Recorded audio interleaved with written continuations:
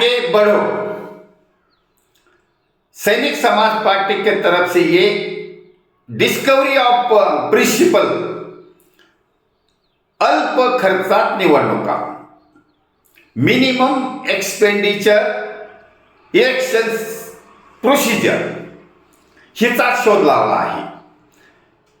या सिस्टमने हा नवी शोध आहे, कारण याच्यामुळे intelligent and qualified persons can come in politics आणि त्यांच्या क्षमतेप्रमाणे कुवतीप्रमाणे ते आपला पद धारण करू शकतात।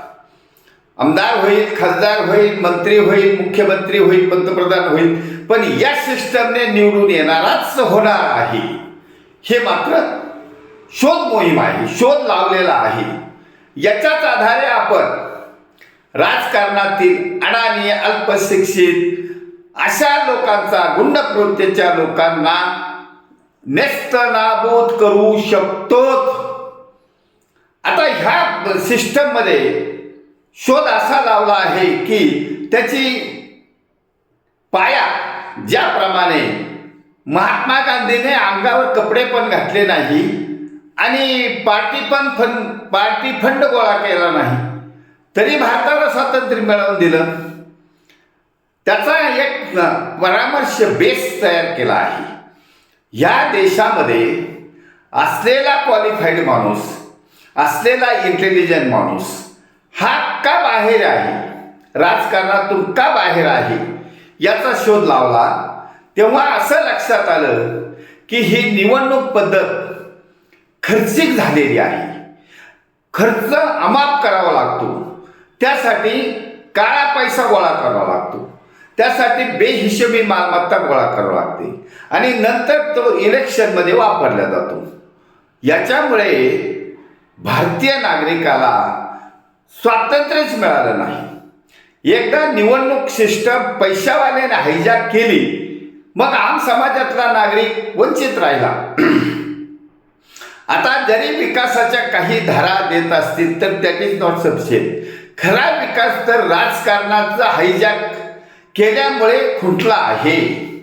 मग राजकारणाचं झालेलं अपहरण हे आम समाजातल्या नागरिकाच्या हातात आणण्यासाठीचा हा महामार्ग आहे।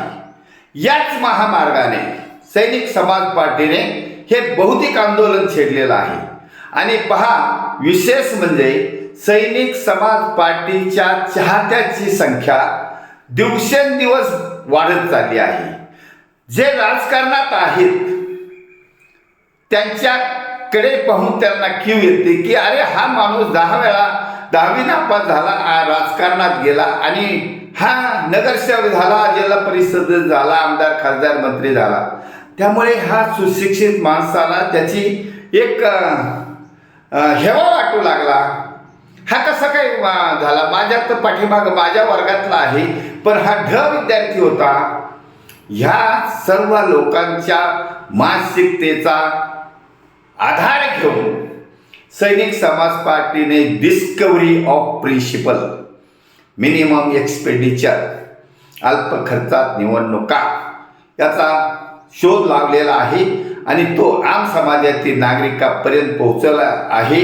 त्यामुळे विदाऊट ब्लॅक मनी आणि विदाऊट एनी गुंडागिरी सैनिक समाज पार्टी हे युद्ध जिंकणारच आहे। कारण या महाराष्ट्रामध्ये छत्रपती शिवाजी महाराजांसारखे महान राजे, समाज हित पाहणारे राजे, शेतकऱ्याच्या पिकाच्या देठाला हात लावू देणार नाही अशी वल्गना करणारे, अशी घोषणा करणारे राजे यांच्या पायावर पाय ठेवून सैनिक समाज पार्टीने हा बदल घडवून आणण्याचं निश्चित केलं आहे।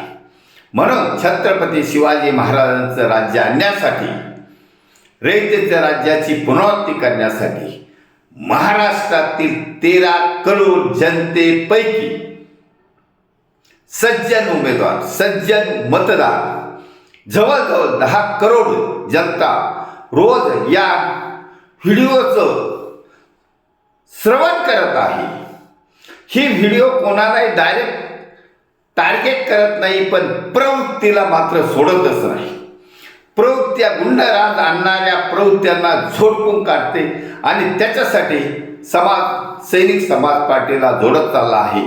सैनिक समाज पार्टी बरोबर जोडत चाललेल्या सज्जन समाजाचे धन्यवाद. भारत वर्ष की जय. छत्रपती शिवाजी महाराज की जय. सैनिक समाज पार्टीचा विजय असो.